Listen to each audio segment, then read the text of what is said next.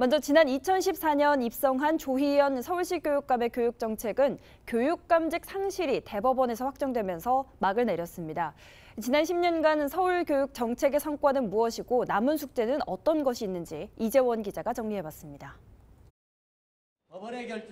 조희연 전 서울시 교육감의 성과 가운데 하나는 공립특수학교 설립 확대입니다.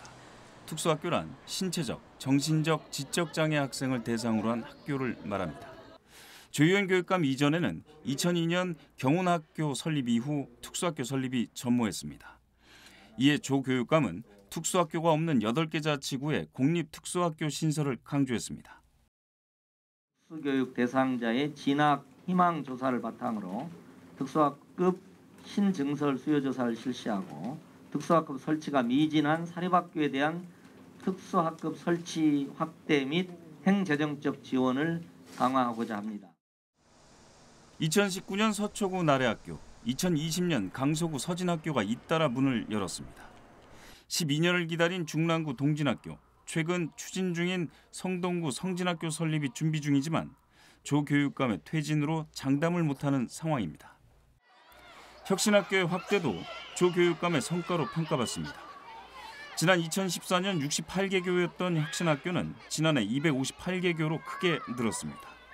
행복한 교육 공동체를 표방하는 혁신학교는 학교 자치를 강화한 형태입니다.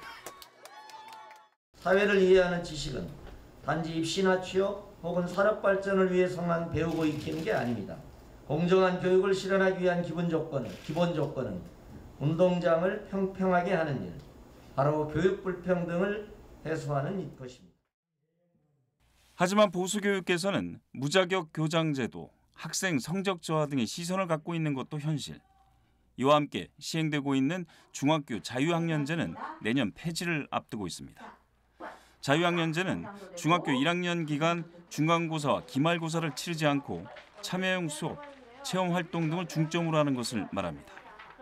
이른바 수포자 등 학력 저하 현상에 대한 우려로 반대 목소리가 만만치 않기 때문입니다. 지금 현재 교육청의 가장 큰 저는 문제는 학력 저하 문제에 대해서 정확한 대응을 못하고 계시다. 정책이 불안정하다. 이런 부분 꼭 말씀드리고요. 이런 학력 저하에 대한 기본적인 정책 전환이 없이는 어떠한 예산을 투입하든 또 어떠한 정책을 시행하시던 기본적인 기조를 좀 바꾸셔야 된다.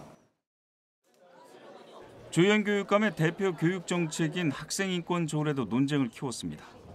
두발 교복 공론화, 학생 체벌 금지 등 학생의 입장에서 바라보는 학교 운영을 강조했지만 지난해 서희초 교사 사망 사건으로 교권 침해 목소리가 높았습니다. 결국 서울시의회가 폐지를 결정했고 조 교육감은 대법원에 제소해 효력을 정지시킨 상태입니다. 지지와 반발 속 진보 교육감의 지난 10년. 학령 인구 감소와 교육 환경의 빠른 변화 등 당면한 교육 과제에 진보든 보수든 다음 교육감은 어떻게 대응해 나갈지 주목되는 대목입니다. BTV 뉴스 이재원입니다. BTV 뉴스를 더 많이 보고 싶으시다면 여기 구독 버튼을 눌러주세요. 추천 영상도 누르면 바로 재생됩니다.